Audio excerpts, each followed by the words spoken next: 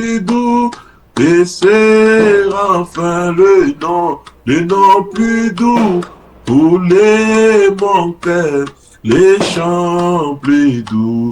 Jamais chanter Jésus, Jésus béni soit Jésus. Toute gloire à la nous immoler. Je crois maintenant en Jésus. J'aime les noms bénis du Sauveur.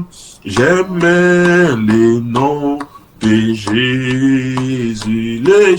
Les chants plus doux des séraphins, les noms plus doux pour les mortels, des chants plus doux. Jamais chanter Jésus, Jésus béni soit Jésus. Son nom d'ici, mes fautes et peines, pas autre nom, mais Jésus. Combien mon âme se réjouit d'entendre ces noms de Jésus. Oh, les chants plus doux de séraphins, les noms plus doux pour les mortels, les chants plus doux. Jamais chanter Jésus, Jésus béni soit Jésus. Oh, les chants plus doux de séraphins, les noms plus doux pour les mortels, les chants plus doux. Jamais chanter Jésus, Jésus béni soit Jésus. Oh, les chants plus doux de séraphins, le nom si doux pour les mortels, les chants plus doux. Jamais chanter Jésus, Jésus, béni soit Jésus. Prions avant de lire la parole. Éternel notre Dieu, nous te rendons grâce alors que nous approchons ton trône de grâce. Nous voulons lire ta parole sacrée. Tout homme qui a l'école, qui sait lire, peut lire la Bible. Mais la révélation, le contexte, ne vient que de toi. C'est pourquoi ma prière est que tu puisses étendre ta main, ô Éternel, de sanctifier nos lèvres, Seigneur. Et bénis ta parole, ô Dieu, alors que lorsque nous allons étudier, lire cela, que Père bien-aimé, toi seul, le grand Saint-Esprit, soit le grand Seigneur. Tu as dit que les dons, c'est savoir s'écarter du chemin et laisser la place au donateur. Ainsi, je m'abandonne en tes mains. Nous t'avons chanté, nous t'avons loué. Maintenant, nous voulons te voir, ô Dieu. Manifeste-toi, confirme-toi, parce que tu es le même hier, aujourd'hui, éternellement. Laisse qu'en tout, que l'honneur, la gloire, la puissance, la magnificence, l'élévation te reviennent à toi, c'est la jamais. Au nom de Jésus, notre Dieu, nous avons ainsi prié. Amen. Je vous prie de vous lever là où vous êtes, que le Seigneur vous bénisse. Nous allons lire l'Apocalypse chapitre 1, le verset 1 à 3. Notre lecture de base. Apocalypse chapitre 1, le verset 1 à 3. Je le lis au nom de Jésus-Christ notre Seigneur. Révélation de Jésus-Christ que Dieu lui a donné pour montrer à ses serviteurs les choses qui doivent arriver bientôt et qu'il a fait connaître par la voix à son serviteur, par la voix de son ange à son serviteur Jean, celui qui atteste la parole de Dieu et les témoignages de Jésus-Christ, soit tout ce qu'il a vu. Heureux celui qui lit et ceux qui attendent les paroles de la prophétie et qui gardent les choses qui y sont écrites, car le temps est proche. Que Dieu puisse bénir la lecture de sa parole. Prière de vous asseoir là où vous êtes. Sentez-vous à l'aise. Amen. Nous avançons toujours dans notre étude sur étude approfondie sur les 7 âges de l'Église. Amen. Nous n'avons pas encore vraiment touché les âges de l'Église proprement dite. Et nous sommes juste dans l'introduction. Amen. Et juste traitant les mots et révélations de Jésus-Christ. Amen. Comme nous l'avons déjà vu, nous allons toujours répéter.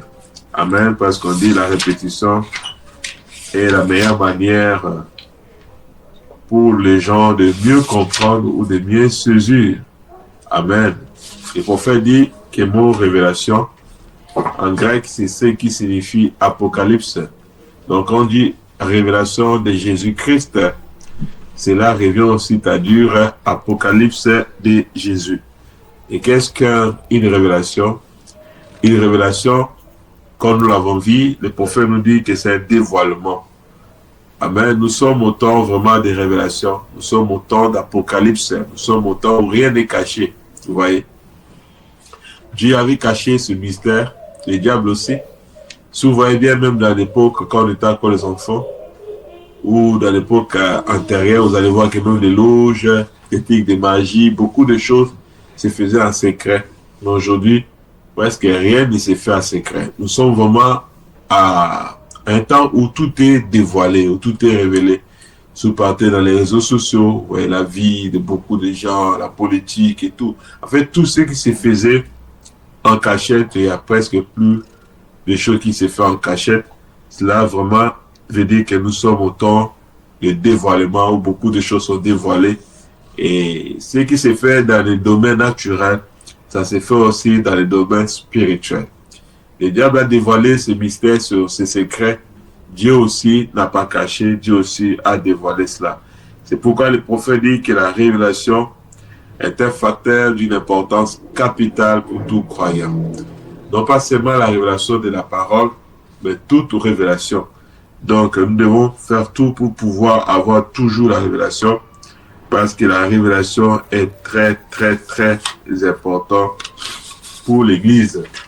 Amen. Et le diable, des fois, il déteste nos réunions, il déteste nos cultes, parce que le diable a peur de la révélation.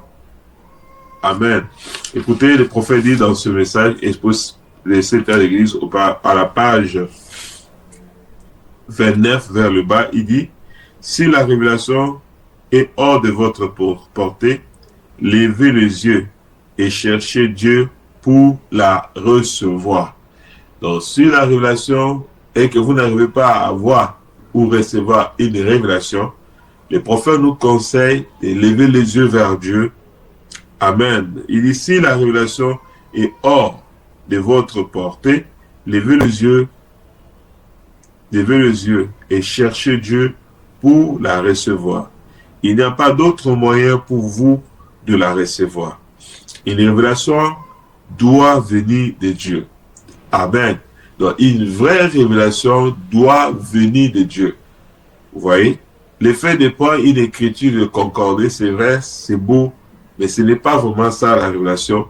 Quand le prophète dit la révélation, et aussi consiste dans le fait d'écouter Dieu parler. Amen. Et la vraie révélation vient du Seigneur. Elle ne vient jamais par une capacité humaine, virgule, naturelle, mais c'est quelque chose qu'on reçoit de façon spirituelle. Vous voyez comment la révélation vient? Ça ne vient pas par la capacité humaine ou naturelle. Non pas parce que je sais lire, je connais le grec, je connais le latin, je connais l'anglais, je connais ceci, je suis intelligent, je suis intellectuel. Non, la révélation n'a rien à voir à cela. Vous voyez, beaucoup de gens, même des gens qui ont traduit la Bible, comme Louis II, lui-même qui a traduit la Bible, mais il croit à la Sainte Trinité. Il croit qu'il y a 3 personnes en Dieu, alors que pendant que lui-même a traduit, je me demande comment il peut croire ça. Un mot qui ne met pas dans la Bible, lui-même a traduit jusqu'à la fin. Il n'a même pas vu une mention Trinité, mais parce qu'il n'avait pas la révélation, sans foi, il croit qu'il y a 3 personnes en Dieu, qu'il y a la Trinité. Ce que Frère Branham dit, c'est une manière de recevoir. La révélation doit venir de Dieu. Elle ne vient jamais sur une capacité humaine naturelle. Mais c'est quelque chose que l'on reçoit de façon spirituelle. Amen. C'est quelque chose qu'on reçoit de façon spirituelle. Vous pourrez même mémoriser les Écritures. Vous voyez un peu? Vous pouvez même mémoriser les Écritures. Là, nous sommes en train de lire la Bible. Si vous avant même de lire, vous devez prier, Seigneur, je vais lire, mais donne-moi la révélation. Parce qu'ici, les prophètes, vous pouvez mémoriser les Écritures. Bien que ça soit merveilleux, ce n'est pas ainsi que vous y arriverez. Amen. Vous pouvez même mémoriser les Écritures. Bien que ça soit merveilleux, mais ce n'est pas de cette manière qu'on parvient à la révélation spirituelle ou la révélation de Jésus-Christ. Les prophètes disent, il faut que ça soit une révélation qui vient de Dieu. Amen. La révélation ne vient pas des hommes, cela vient de Dieu. C'est pourquoi lorsque Jésus a posé la question à ses disciples, Pierre a dit, tu es le Christ, le Fils du Dieu vivant. Jésus lui a dit, tu es heureux, c'est mon fils de jeunesse, car ce ne sont ni la chair, ni le sang qui t'ont révélé cela, mais c'est mon Père qui est dans le ciel qui t'a révélé cela. Et tu es Simon Pierre, mais sur ce roc qui est la révélation, je bâtirai mon église et les portes de séjour des morts ne prévaudront point contre elle. Et le prophète continue à dire, il est dit dans la parole que personne ne peut dire que Jésus-Christ, personne ne peut dire que Jésus est le Christ si ce n'est par le Saint-Esprit. Vous devez recevoir le Saint-Esprit et ensuite, seulement, l'Esprit peut vous donner la révélation que Jésus est le Christ, Dieu, le roi. Amen. C'est très fort. Amen. Donc, personne ne peut dire que Jésus-Christ est le Christ. C'est Jésus le Christ, ce n'est pas le Saint-Esprit. Arrêtez, la vraie révélation de Jésus-Christ se manifeste en nous lorsque on reçoit le Saint-Esprit, lorsqu'on est né de nouveau. Amen. En ce moment, le Saint-Esprit lui-même nous révèle que Jésus est réellement le Christ. Il est Dieu, il est le Oint. Non pas un Oint, mais le Oint. Le prophète dit, personne ne connaît les choses de Dieu, sauf par l'Esprit de Dieu. C'est ce que l'Écriture déclare. Personne ne peut connaître les choses de Dieu, et ce n'est pas l'Esprit de Dieu. Amen. Et celui qui a l'Esprit de Dieu le révèle. Il vous faut demander à Dieu la révélation plus que toute autre chose au monde. Wow! C'est très fort. Dieu nous dit, il nous faut demander la révélation plus que toute chose au monde. C'est très, très fort. Très, très fort. Donc, la révélation, c'est la première chose qu'un véritable croyant demande au Seigneur.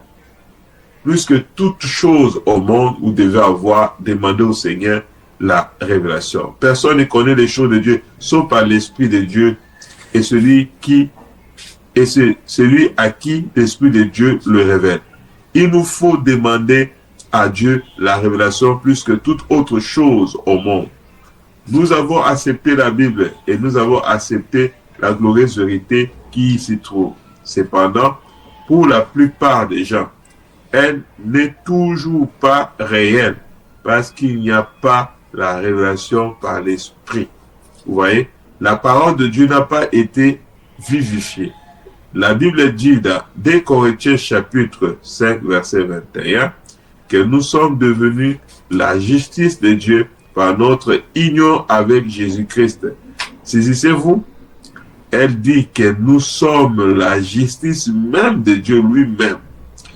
En étant en Christ, elle dit pas qu'elle est devenue pécheur, mais qu'il est devenu péché. Parce que nous, enfin que par notre union avec lui, nous puissions devenir la justice de Dieu. Si nous acceptons le feu, et il nous faut l'accepter, qu'il est littéralement devenu péché, pour nous, en se substituant en nous, alors nous devons aussi accepter le fait que par notre union avec lui, nous sommes devenus la justice même de Dieu. Rejeter les uns, c'est rejeter l'autre. Accepter l'un, c'est accepter l'autre. Nous savons bien que la Bible dit cela. On ne peut pas le nier, mais en manquant la révélation, le fait n'est pas réel pour la plupart des enfants de Dieu. C'est un bon verset de la Bible, sans plus, mais il doit être rendu vivant par nous.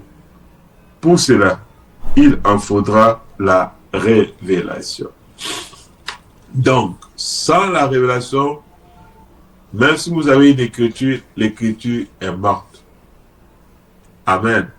Cette écriture-là est morte. Pourquoi? Parce que la Bible dit que la lettre tue, mais c'est l'esprit qui vivifie. Cela veut dire que l'écriture est bien, mais il faut que l'esprit vienne pour vous donner la révélation de cette écriture. Alors cela peut vivifier cette écriture-là. Vous voyez qu'il y a des gens, des fois, ils font une déclaration. Comme ces versets que nous avons lus, il y a de mauvaises versions où on dit que Jésus a mouru à la croix, il est devenu pécheur. Or, la Bible n'a pas dit ça comme ça. Il est devenu pécheur et nous sommes devenus justice de Dieu. Non, la Bible dit plutôt qu'il est devenu péché. C'est différent. Donc, si Christ était devenu péché, c'est comme s'il a commis du péché. Mais il n'avait pas commis du péché. Mais il aurait au contraire porté nos péchés sur lui. Et nous, en union avec son esprit, nous sommes devenus un. Et c'est la révélation qui vient vivifier les chrétiens et rend cela plus clair pour nous. Sans révélation, c'est compliqué. C'est pourquoi nous devons toujours chercher à voir la révélation. J'ai ajouté quelque chose ici qui va à la fois vous étonner et vous aider. Il n'y a guère d'érudits qui ne croient pas que le Nouveau Testament originel était en grec. Donc il y a beaucoup d'érudits qui ne croient pas que le Nouveau Testament était en grec. Tous nos grands érudits en ce qui concerne la Bible ont dit que Dieu a donné au monde 3 grandes nations, avec 3 grands apports à cause de l'évangile. Il nous a donné les Grecs qui ont donné une langue universelle. Il nous a donné les Juifs qui nous ont donné la vraie religion et la vraie connaissance de Dieu à travers le Sauveur. Et il nous a donné Rome qui nous ont donné un empire unifié avec un appareil juridique, un réseau routier. Et ainsi, nous avons la vraie religion, la langue qui permet à transmettre transmettre à de nombreux peuples et l'État et les routes qui constituent les conditions matérielles favorables à sa diffusion. Et historiquement, cela semble être tout à fait vrai.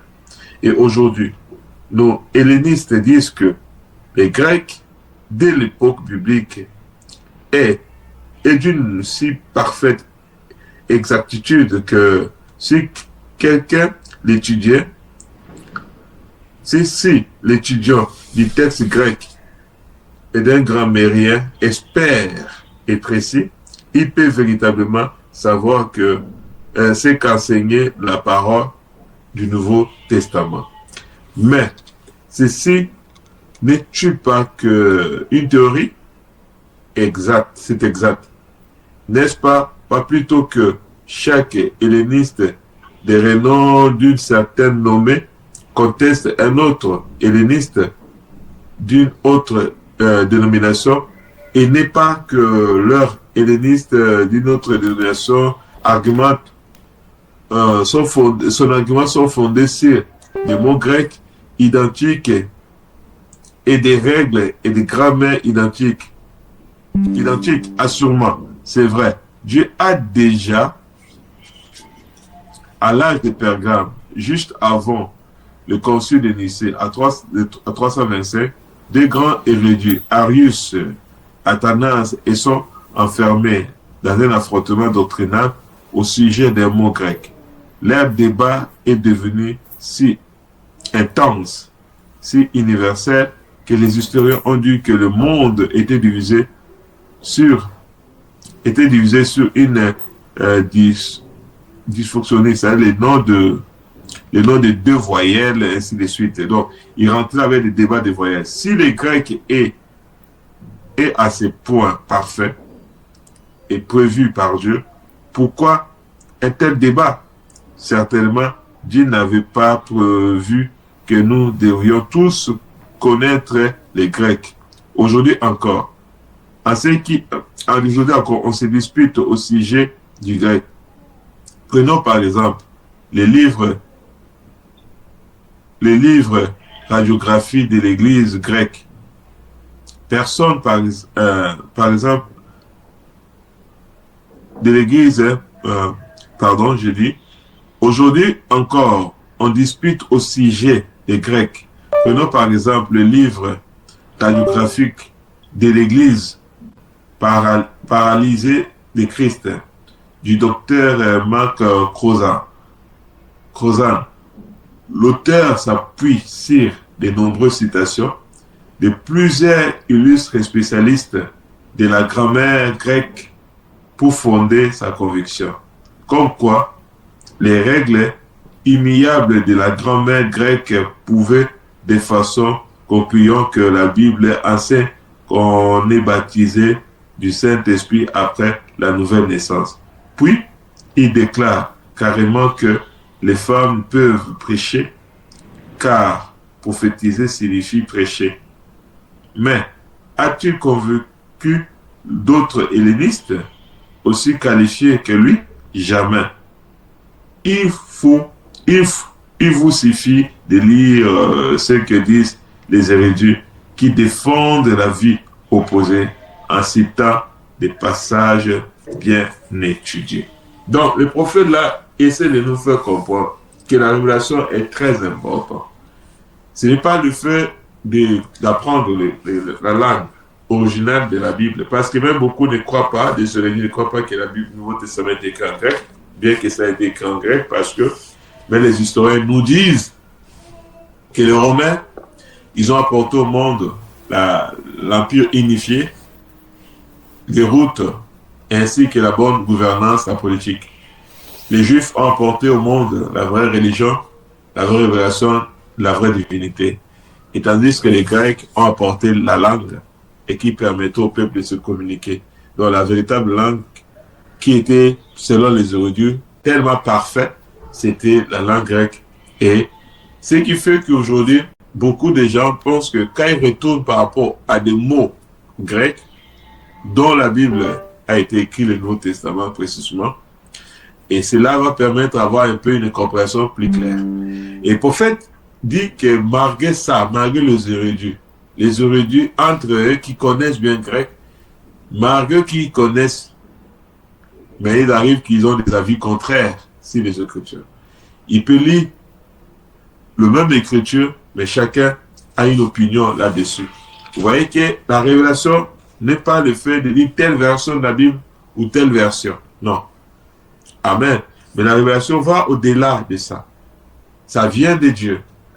Amen. Ce Dieu qui éclaire son peuple sur une écriture. Vous voyez? Et il rentre là. Par exemple, je donne un exemple. Joël 2, 28. Tu avais promis, je reprendrai de mon esprit sur toute chair.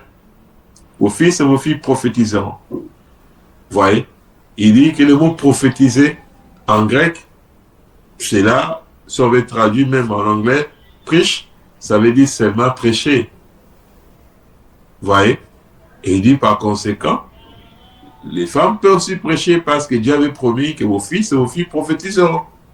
Donc, apprenant juste par rapport à la définition étymologique du mot, cela semble que les théologiens, les gens qui argumentent comme ça, ont raison, mais ce n'est pas la révélation parce que ça contredit les commandements du Seigneur, comme Paul a dit, je ne permets pas à la femme d'enseigner, ni de prendre l'autorité sur l'homme. Il dit que les femmes doivent se taire dans les assemblées car il est malséant à une femme de prêcher ou de parler. Vous voyez que là, ce Dieu qui a déjà interdit, et Dieu ne peut pas promettre encore pour abolir ce qu'il a interdit. C'est comme si Dieu change la vie au sujet de sa parole. Et par manque de révélation, aujourd'hui, vous voyez beaucoup des églises pentecôtistes et d'autres églises qui laissent les femmes prêcher. Amen. Pourquoi? Parce qu'ils rentrent par rapport à des définitions étymologiques des mots. Vous voyez que la révélation est au-delà des faits de connaître des mots, et au-delà du fait de connaître le grec, au-delà du fait de connaître l'anglais, ou au-delà du fait de connaître telle version. Vous voyez? Mais c'est de prier afin que Dieu lui-même, par le Saint-Esprit, vous révèle cela. Amen. C'est où le prophète dit, oh, non seulement que je viens de dire, non seulement ce que je viens de dire est vrai, mais nous allons faire un peu de plus aujourd'hui. Aujourd'hui, nous avons des érudits qui déclarent que les manuscrits originaux étaient écrits en araméen et qui étaient la langue de Jésus et des gens de son époque, et affirment que les gens ne s'exprimaient pas oralement et par écrit en grec, comme on le croit si souvent. Et il faut reconnaître que nos historiens sont divisés sur cette question. Par exemple, le docteur Scofield, un brillant spécialiste, s'appuie sur des recherches pour fonder sa conviction que le Nouveau Testament a été écrit, le Nouveau Testament a été écrit dans la variante populaire du grec de l'époque. Il démontre ardiblement, bien que ce point de vue en s'appuyant sur les divers documents dont il disposait. Par contre, nous avons un autre éminent spécialiste, le docteur Lamsa, qui lui est convaincu que le Nouveau Testament a été écrit à araméen, et c'est nul autre que Toibin, brillant historien, qui appuie son opinion selon laquelle l'araméen et non le grec était la langue du peuple, ce qui laisse aperçu que le Nouveau Testament peut avoir d'abord été écrit en araméen. Cependant, avant de nous inquiéter outre mesure de cette question, lisons la version du roi Jacques. Amen. De même que la traduction du docteur Lamsa. Nous constatons avec joie que les deux versions, chose étonnante, utilisent des termes identiques, de sorte qu'il n'y a pas en fait la différence de contenu ou de doctrine. Amen. Vous voyez que ils se sont opposés par rapport à des avis, mais quand ils ont traduit la Bible, ils ont répété les mêmes mots. Amen. Ça veut dire que Dieu est fidèle, Dieu veille sur sa promesse, Dieu veille sur sa parole. Amen. Pour les accomplir. Dans les débats, des fois, des versions ou des débats, ça sème des doctrines, ça sème des discordes parmi les frères. Vous savez pourquoi? C'est parce que il n'y a pas la révélation. Amen. C'est ça en fait. Parce que d'autres tu dis non, le mot là, non, c'est vrai. Mais qu'est-ce qu'est la révélation? Parce que l'épouse de Christ de ces derniers temps finira par parler le même langage. Mais notre langage doit être la révélation. Vous voyez que l'autre dit non, Dr. Scofield dit non, la Bible est écrite en grec. Il a démontré avec tous les arguments possibles qu'il avait à sa disposition en tant qu'un érudit. Et Dr. Lamsa aussi a dit non, c'était écrit en araméen. Il a aussi démontré. Il dit non, c'est pas écrit. Et voilà. Mais quand ils ont traduit cela en anglais, amen, les ouvrages, ils ont utilisé le même mot. Donc, est-ce que ça là, ça devait être objet de division des doctrines? Aujourd'hui, les églises, les frères se divisent juste à cause de ça. Juste par des mots, juste par des termes. Mais quand vous voyez dans le fond, ils croient la même chose. Je donne un exemple parce que nous parlons de la doctrine. Ce message touche aussi la doctrine. Je donne les messages, vous allez voir que plusieurs qui peuvent croire que non, non, le sept tonnerres est révélé, par exemple. D'autres disent non, le sept tonnerres n'est pas encore révélé. Ah, c'est compliqué. Maintenant, quand on pose le prophète la question, Est-ce que cela est révélé ou pas? Le prophète dit non, oui, c'est révélé. C'est des sons que le tonnerre rapporte. Vous voyez? Et quand vous posez à des côtés, est-ce que les 7 sons sont révélés? Ils vous diront oui, c'est révélé. Vous voyez que dans le fond, tous croient la même chose, mais par rapport à des termes de mots, il y a des opinions qui sont différentes. Frère Branham dit, nous pouvons avoir des opinions différentes, mais notre prière, cela ne doit pas nous diviser, cela ne doit pas nous séparer. Vous voyez, ça peut arriver que même avec mon épouse, avoir des opinions différentes, mais elle restera toujours mon épouse. Vous voyez, nous devons voir ce qui est essentiel et prier ensemble afin que Dieu nous révèle la vérité. Aujourd'hui, beaucoup de gens se divisent, des foyers se divisent, des groupes se divisent, des entreprises se divisent beaucoup. Pourquoi? Parce que les gens n'ont pas la révélation. Le vrai langage, ça doit être le langage de révélation. Vous voyez que les témoins de Jéhovah disent non, c'est Jéhovah qui est Dieu.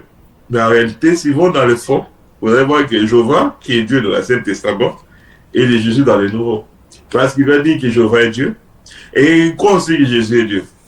Vous voyez qu'en réalité, il croit, il ne peut pas avoir des dieux. Après, ce que tu vas lui demander, y a-t-il combien de dieux? On dit qu'il y a un seul Dieu. Donc, au fond, en réalité, ils croient la même chose, mais ce qui fait qu'ils ne voient pas la même chose, c'est parce qu'ils n'ont pas la même révélation. C'est pourquoi la révélation est très importante pour le croyant. Très, très important. Je dis bien très, très, très important. Donc, sans la révélation, il y a des doctrines qui naissent, il y a la division qui vient et il y a le chaos qui s'installe. C'est pourquoi les prophètes disent, nous devons toujours prier et demander à Dieu tous les jours de nous donner la révélation parce que c'est plus important que tout ce qu'on peut demander au Seigneur. C'est plus important de demander le mariage. Même pour ton mariage, il faut la révélation. Dieu doit révéler qui tu dois épouser. Écoutez, le prophète dit, nous pouvons même conclure que Dieu a permis que ce manuscrit découvert récemment, ainsi publié, nous arrive pour prouver l'authenticité que nous avons déjà. Nous voyons ainsi que même si les traducteurs sont en désaccord entre eux, ce n'est pas le cas de manuscrit. Amen. Après que Dr. Lamzad, Dr. Scofield a tué des hommes que le prophète a donnés, qui étaient en désaccord sur les Écritures. Que non, l'Ancien Testament, peut-être, n'est pas écrit en hébreu, le Nouveau Testament n'est pas écrit en grec et tout ça. C'était bien. Mais nous sommes à l'âge de dévoilement. Nous sommes à l'âge de l'ouverture de la parole. Nous sommes à l'âge d'Apocalypse où rien ne devait rester caché. Est-ce que la Bible originale a été écrite en grec, Nouveau Testament, ou en araméen? Est-ce que l'Ancien Testament a été écrit en hébreu? Est-ce que c'est vraiment vrai? Et je crois que ceux qui font des recherches, le prophète a dit ici, bien qu'il y ait des découvertes manuscrites, ici le prophète a mentionné ça. Ça a été une découverte, vous pouvez vérifier cela, vous qui vérifiez sur Internet, sur Google. Il y a eu des découvertes qui ont été faites, je crois, vers la mer morte. Je crois que vers la mer morte, il y avait un enfant berger qui était dans le désert, vers la mer morte, et puis il est rentré dans une grotte. Et dans ces grottes-là, il trouvait beaucoup de vases. Et dans ces vases-là, quand il a vu ça, il a couru pour faire appel aux gens. Et quand les gens sont venus, ils ont découvert dans ces vases, il y avait beaucoup de manuscrits anciens qui étaient, amen, là, dans ces grottes bien conservées. Et c'était des manuscrits originaux de la Bible. Et c'était écrit en hébreu et en grec, où on a trouvé même le livre du prophète Ésaïe. Donc, c'est que nous avions ce mot pour mot. C'était des manuscrits qui étaient vieux de 3000 ans, vous voyez. Ils l'ont découvert et c'était en 1947. Et comme par hasard, en 1947, lorsqu'on fait des découvertes des anciens manuscrits de la mer morte, vous pouvez taper Monsieur Hugo, des anciens manuscrits de la mer morte, vous allez trouver ça. Amen, vous allez lire les contenus. Et quand ils ont fait cette découverte en 1947, et c'est en 1947 aussi que l'ange vient donner des révélations à Frère Branham. Il dit maintenant, tu peux commencer maintenant à enregistrer là-bas. Donc, c'est Dieu qui est en train de conduire ces choses. Amen. La Bible originale plutôt a été découvert des anciens manuscrits là. Et quand on les ramène pour comparer avec de la Bible traduite par beaucoup de traducteurs comme Lamsa, Scofield, il n'y a pas trop de différence. Ça revient à dire presque la même chose. Des fois, il y a des divisions qui se créent, c'est juste le mot. Amen. Comme par exemple en français, il y a des mots qui ont des synonymes. Amen. Mais nous devons avoir juste la révélation. Il y a aussi certains traducteurs, parce que toute œuvre faite par l'homme, il y a toujours l'imperfection quelque part. Il y a certains traducteurs, certains mots, ils ont soit omis, ils ont oublié de les traduire, mais ça ne veut pas dire que la Bible est falsifiée.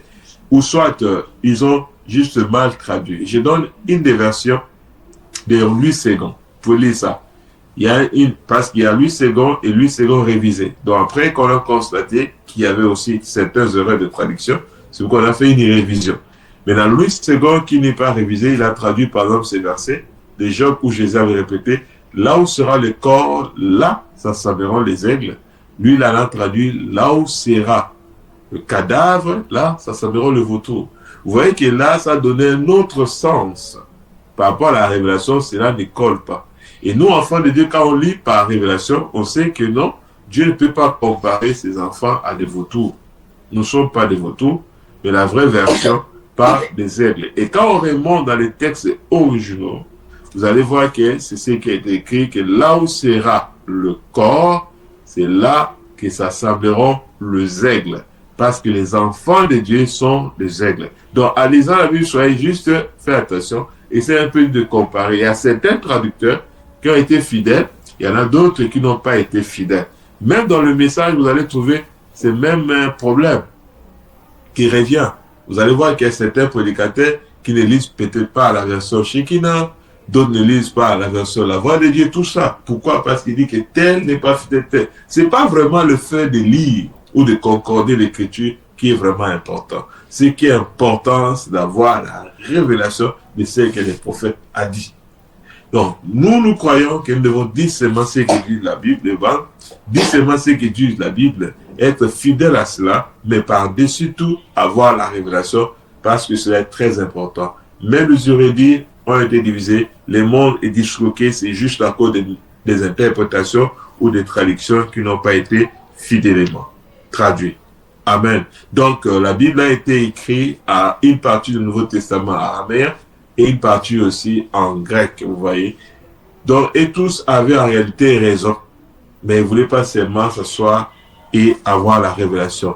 Mais Dieu a permis que, après leur discussion, après leur débat, des livres, des manuscrits les plus anciens au monde ont été découverts en 1947.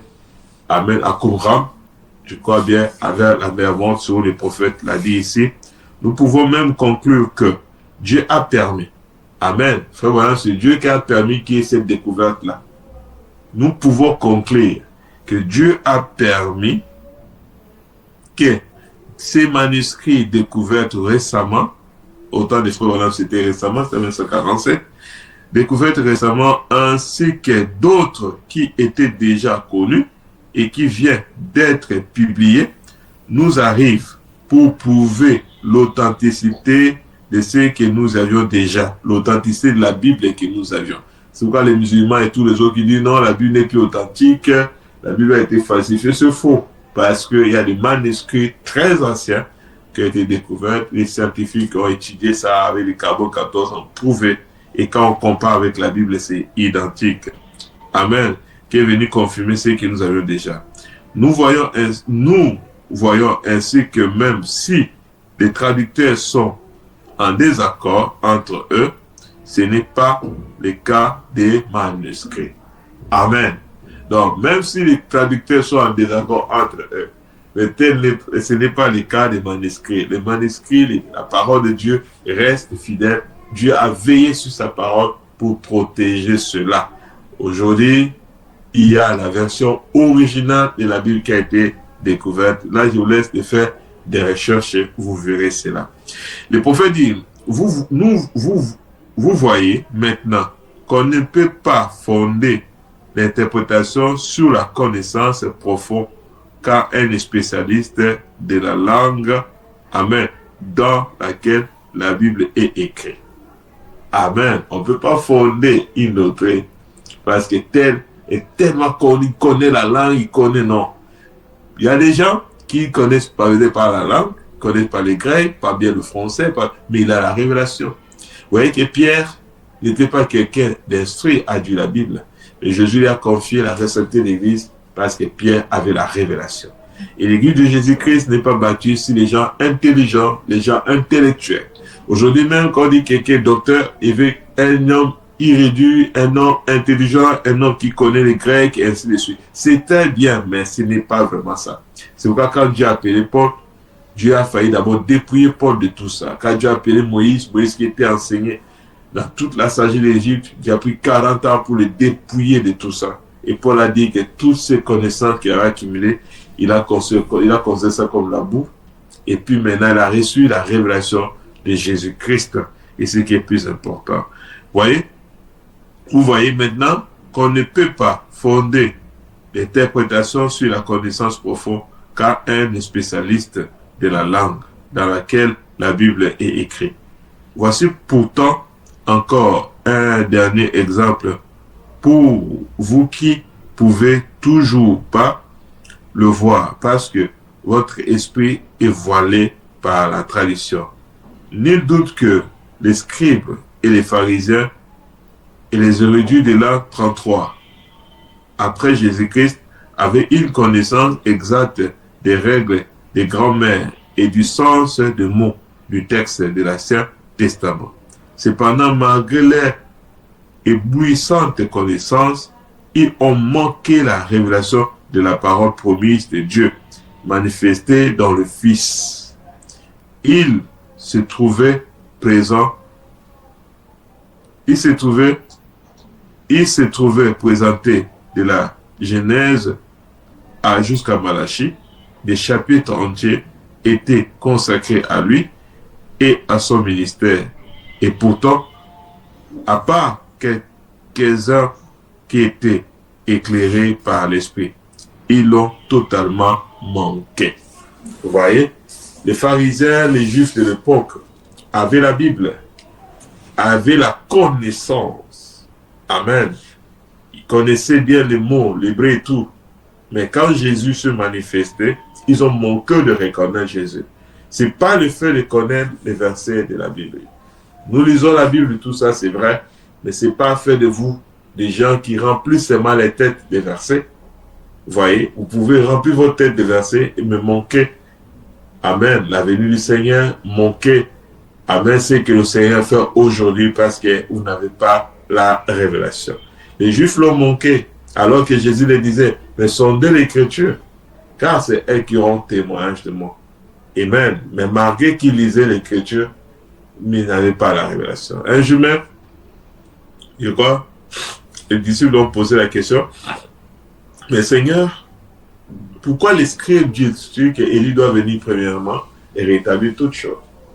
Vous voyez qu'ils connaissaient l'Écriture. Avant que le Messie vienne, Élie devait venir premièrement. Mais quand cette prophétie est accomplie, Élie était déjà là, dans la personne de Jean-Baptiste, en train de rétablir toutes choses. Mais qui a vu ça? Amen. Jean n'avait qu'environ 6 fidèles qui croyaient vraiment en lui, qui avaient la révélation. Quand Jésus est né, le Messie, soudain entra dans son temple. Un enfant nous est né, un fils nous est donné. Quand il est né, il y avait que Anne et Siméon qui avaient la révélation. Mais les pharisiens et les autres n'avaient pas la révélation. Il y avait que les mages qui avaient la révélation. Amen, à Jérusalem, Hérode et tout. Amen, les sacrificateurs, les gens qui étaient là, n'avaient pas la révélation. C'est pourquoi la révélation est très importante. Sans la révélation, vous pouvez manquer ce que Dieu est en train de faire aujourd'hui. Parce que les gens, souvent, voient ce que Dieu avait fait, ce que Dieu fera. Mais ce que Dieu fait aujourd'hui, ils ne le voient pas. Or, pour voir, il faut forcément avoir la révélation. Les premiers, nous arrivons maintenant à une conclusion que nous avons déjà trouvée dans la parole. Bien que nous croyons qu'il est bon de chercher à obtenir des manuscrits, amen, le meilleur et le plus ancien, amen, pour avoir la transcription le plus fidèle possible de la parole, nous nous trouverons jamais son sens véritable en étudiant et en comparant les Écritures, quelle que soit notre sincérité. Seule une révélation provenant de Dieu pourra le rendre clair. Amen. Seule une révélation, non pas provenant d'un homme, mais provenant de Dieu, peut rendre clair une écriture. C'est pourquoi quand vous voyez que vous êtes en désaccord avec votre frère sur l'écriture, le frère dit, frère Branham m'a dit, toi aussi il dit, non, frère Branham aussi a dit. Et ça, nous le voyons aujourd'hui dans le message. Frère Branham a dit que les tonnerres ne sont pas révélés. Nous disons, frère Branham a dit que les tonnerres sont révélés. Tous ont les Écritures. Amen.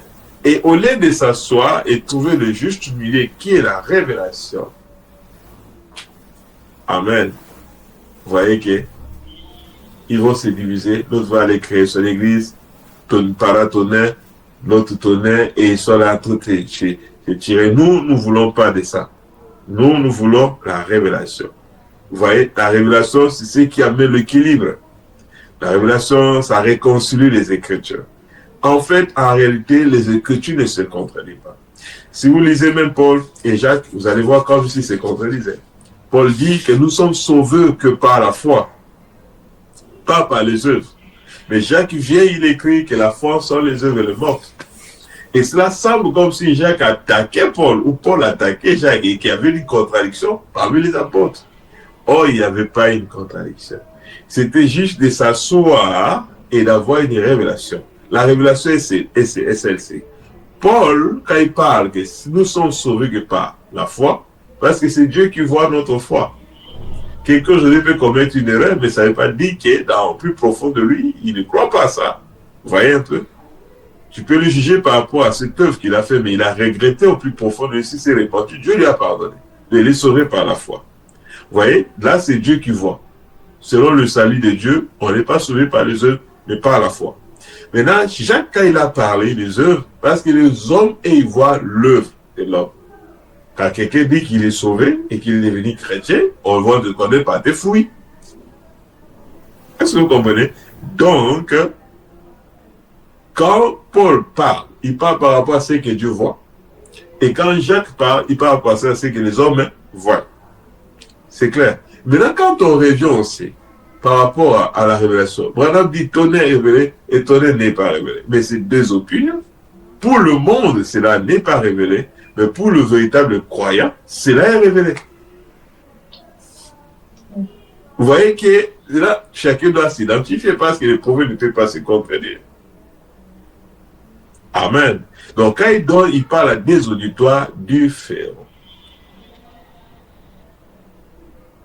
Amen. Pour les incroyants, il nie même qu'il n'est pas prophète. Mais quand il est avec nous, les croyants, il dit qu'il est prophète. Vous avez trouvé cette écriture, à ce moment-là, il dit que je ne suis pas prophète. Et vous dit non, prophète dit c'est ma prédicateur, je ne suis pas prophète. Et quand un moment parle par discernement, il dit, croyez-vous que je suis son prophète? Vous voyez, est-ce que vous croyez que je suis son prophète? Non, il se révèle aux croyants, mais il se cache aux incrédules. Donc l'écriture ne se contredit pas. Mais c'est pas seulement les gens ne comprennent, pas le langage de Dieu. Et les deux, les gens n'ont pas la révélation. C'est quoi la révélation est très très important. Il peut tirer de l'autre côté. Mais non, le prophète l'a dit là, il a dit si ce n'est pas révélé. Ah. Mais il a dit aussi c'est révélé. Maintenant, il s'adresse à quel place il parle? À des opinions, plutôt à des auditoires différents. Parce que Jésus, c'est ce qu'il faisait. À quelque part, il dit aux gens, faites attention au levain des pharisiens. D'autres ont compris que c'est le levier. Mais à dire des côtés, il dit aux autres que non, c'est pas le levier que je parle, pas les anciennes. Donc, c'est comme ça, la révélation, c'est très important. Frère Madame dit, ce n'est pas à comparer les Écritures ou à tirer l'écriture à ta guise qui fera que ça devient clair, mais il dit seulement une révélation provenant exactement, il dit seulement une révélation provenant de Dieu pourra le rendre clair. C'est seulement la révélation qui rend l'écriture claire, c'est seulement la révélation qui équilibre l'écriture. Oui, c'est exactement ce qu'il dit. Paul et nous en parlant non avec des discours qu'enseigne la sagesse humaine, mais avec ce qu'enseigne le Saint-Esprit. 1 Corinthiens chapitre 2 verset 15. La véritable révélation, c'est quand Dieu interprète sa propre parole en confirmant ce qui est promis. Voilà. La véritable révélation, c'est Dieu lui-même qui les donne quand Dieu lui-même confirme sa parole. Amen. Vous voyez, par exemple, le Saint-Tonnerre n'est pas révélé. C'est Dieu lui-même qui confirme ça. Est-ce que c'est révélé ou ce n'est pas révélé? Donc aujourd'hui, nous savons que le prophète nous dit que la raison de ce silence. Oh, il y a eu un silence de demi-heure. Nous allons le voir quand nous parlerons de ça. Et le prophète donne son avis par rapport à ça. Et dès qu'il interprète ça, c'est révélé. Parce qu'avant, dans la Bible, on ne savait pas pourquoi, c'était le silence. Le prophète dit que ce silence parle de l'heure, le jour et le moment où le Seigneur viendra. Et c'est ce qui n'est pas écrit dans l'Écriture. Et nous avons reçu la révélation du silence d'une demi-heure. Vous voyez? C'était simple, mais le monde passe de côté. Pour le monde, ce n'est pas révélé, mais pour nous, c'est révélé. Écoutez, le prophète dit, toutefois, que personne ne comprenne mal ce que j'ai dit et pense que je ne crois pas à les attitudes de la parole telles que nous l'avons aujourd'hui. Est-ce que vous comprenez? Mais comprenez possiblement. Je crois que cette Bible est exacte. Quand il était ici sur la terre, Jésus a parfaitement établi l'authenticité de l'Ancien Testament. Et celui-ci a été composé. Ne vous y trompez pas. Nous avons la parole infaillible de Dieu. Quelqu'un peut dire Amen? La Bible est la parole infaillible de Dieu aujourd'hui. Et que personne n'ose retrancher ou y ajouter quelque chose. Personne n'a le droit d'ajouter ou retrancher quelque chose sous prétexte que c'est une révélation. Une révélation n'est pas le fait d'ajouter ou de retrancher, mais une révélation, c'est éclair, ça dévoile ou ça équilibre. Mais ce n'est pas ajouter, ce n'est pas retrancher. Je donne un exemple par manque de révélation. Quelqu'un dira que non, le tonnerre n'est pas révélé. Je prends ça comme exemple. C'est seulement pour qu'on puisse comprendre, parce que ça, c'est un point qui divise un peu les frères. Vous voyez, maintenant, qu'est-ce que tu feras de l'écriture, frère, voilà, dit que c'est révélé. Maintenant, c'est l'autre qui dit que c'est révélé. Qu'est-ce que feras-tu de l'écriture qui dit que ce n'est pas révélé? Vous voyez que la révélation viendra équilibrer, pas ajouter, mais dire. Et quand le prophète dit que ce n'est pas révélé, le prophète parle plutôt aux non-croyants. Mais quand cela est révélé, le prophète parle aux croyants. Parce que Dieu, quand il envoie une révélation, c'est pour éclairer les uns et c'est pour aveugler les autres. La même colonne de feu descendait, amen, devant les enfants d'Israël. Et cette même colonne de feu éclairait les enfants d'Israël. Et cette même colonne de feu était le ténèbre pour les Égyptiens. Mais nous avons la parole infaillible de Dieu par qui nous ne devons ni ajouter, ni retrancher sous prétexte d'une soi-disant révélation. Mais la vraie révélation restera fidèle à l'écriture. La vraie révélation restera sur la part de la Bible. Et cela ne va pas sortir. Amen. Parce qu'il est écrit, n'allez pas au-delà de ce qui est écrit. Mais il faut que le même esprit qui a donné nous enseigne. Amen. On arrive à lire la Bible. Chaque fois quand nous disons Seigneur, Saint-Esprit, toi qui as écrit la Bible par des prophètes, viens toi-même et révèle-moi ce que je suis en train de lire. Et Dieu le fera. Et puis on dit, oh, combien nous avons besoin de la révélation. Est-ce que c'est le cas pour vous? Oh, combien nous avons besoin de la révélation par l'Esprit. Nous n'avons pas besoin d'une nouvelle Bible. Est-ce que vous comprenez? Nous n'avons pas besoin d'une nouvelle Bible. Un jour, quelqu'un a vu frère Branham dit, ah, prophète, par des révélations que tu as là, tu peux écrire le 23e chapitre d'Apocalypse. Voilà, c'est un piège. Même si on a des révélations, on ne peut pas écrire une nouvelle Bible. Amen. Si on écrivait un autre chapitre d'Apocalypse, puis y ajouter, ça sera ajouté ou retranché. C'est pourquoi le message n'est pas l'ajout ou le retrait de la Bible, mais le message est la révélation des Écritures, la révélation de la Bible. C'est pourquoi nous croyons que le message et la Bible est notre absolu. Parce qu'aujourd'hui, nous avons mieux compris la Bible grâce au message. On ne peut pas dire que dans le message, il y a des erreurs. C'est parce que les gens n'ont pas seulement la révélation. Mais si les gens avaient la révélation, ne vont pas dire ces choses-là. Parce que les prophètes, son absolu était la Bible.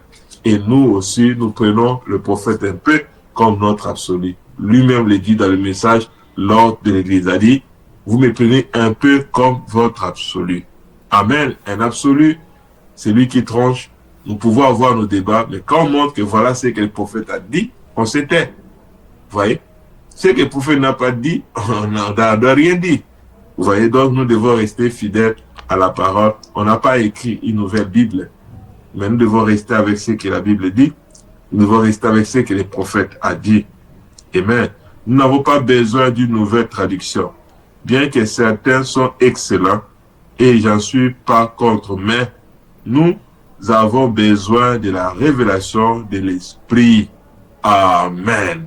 Nous avons besoin de la révélation de l'Esprit. Et grâce à Dieu, nous pouvons avoir ce qu'il faut. Car Dieu veut nous révéler sa parole par l'Esprit. Est-ce que c'est la vérité? Dieu veut nous révéler sa parole par l'Esprit. Que Dieu, par son Esprit, commence à nous donner une révélation et continue victorieux. Que Dieu, par son Esprit, commence à nous donner une révélation continue, victorieuse et source de vie. Oh, si seulement l'Église pouvait recevoir une révélation tout fraîche et devenir par cette révélation la parole vivante manifestée, alors nous pourrions accomplir le plus grande œuvre et glorieux. Amen. Et glorieux Dieu notre Père Céleste. Dieu notre Père Céleste. Oh, vous voyez, le prophète ici, c'est bon, on pouvait avoir la révélation. On peut accomplir l'œuvre glorieuse pour notre Père Céleste. Donc la révélation est très, très importante. Et nous parlons de la révélation suprême de notre Seigneur Jésus. Amen. Où au-dessus de lui, il n'y a pas d'autre Dieu. Il est l'unique, le véritable Dieu. Amen. Donc on peut avoir des révélations ainsi de suite. Mais la révélation qui est au-dessus de tout est celui du Seigneur Jésus-Christ. C'est pourquoi le prophète dit à la page 25, vers les bas, il dit, voici donc la révélation. Oh, si l'Église avait la révélation là, peut accomplir de grandes choses pour notre Père Céleste. Maintenant, voici donc cette révélation que l'Église doit avoir. Amen. Voici donc la révélation des points. Jésus-Christ est Dieu. Dites Amen. Donc, si nous avons reçu la révélation là, que Jésus est Dieu, on peut accomplir de grandes choses. Je t'assure, je vous assure. Si vraiment l'Église, non pas que ce soit parce que le pasteur l'a dit, non pas parce que je l'ai lu, mais Jésus-Christ s'est révélé à toi personnellement qu'il est Dieu, on accomplira de grandes choses. C'est quoi Jésus a dit, celui qui croit en moi fera aussi les œuvres que je fais. Croire, ça vaut aussi la révélation. Celui qui a la révélation de Jésus fera aussi les œuvres que Jésus avait fait et fera même de plus grands. Amen. Voici donc la révélation. Jésus est Dieu. Dites Amen. Les Jéhovah de l'Ancien Testament et les Jésus dans le Nouveau. Nous avons pris le temps de le démontrer. Amen. Si Dieu nous prête vie, nous le ferons encore, mais nous pouvons nous rester là éternellement là-dessus parce qu'on ne pourra pas finir. On peut avancer, on va conclure, c'est la révélation. Jésus-Christ est Dieu. Et pour dire les Jéhovah de l'Ancien Testament et les Jésus dans le Nouveau. Dites Amen. Vous voyez, vous aurez beau faire, vous ne pourrez pas prouver qu'il y a trois dieux. Non, monsieur.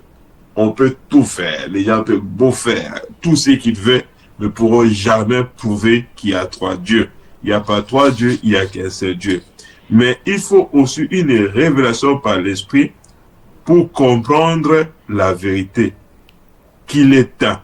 Amen. Il faut la révélation par l'Esprit pour comprendre la vérité qui n'est que Jésus est un, il est Dieu, il n'y a qu'un seul Dieu. Il faut la révélation pour voir que Jéhovah de l'Ancien Testament et Jésus du Nouveau Testament. Satan s'est sournoisement introduit dans l'Église et a rendu les gens aveugles à cette vérité. Amen. Satan est rentré, il a rendu les gens aveugles à cette vérité. Et une fois qu'il y était aveuglé, il n'a pas fallu longtemps avant que l'Église de Rome cesse de baptiser au nom du Seigneur Jésus-Christ. Nous allons nous arrêter là. Quand Satan est rentré là, enlever cette révélation, les gens sont rentrés par des baptêmes trinitaires et ainsi de suite. Or, si nous avons la révélation que Jésus est Dieu, il est le Dieu unique, le Dieu véritable que nous devons adorer. Le baptême doit se faire au nom du Seigneur Jésus. Je crois que nous avons déjà parlé et nous parlerons toujours dans les jours à venir. Ça, c'est la doctrine que nous allons toujours revenir là-dessus. Et par la grâce de Dieu, aujourd'hui, nous allons conclure sur la révélation et nous allons rentrer à d'autres sujets. Que le Seigneur vous bénisse richement. Je vous prie de prendre une position pour la prière alors que la musique va passer.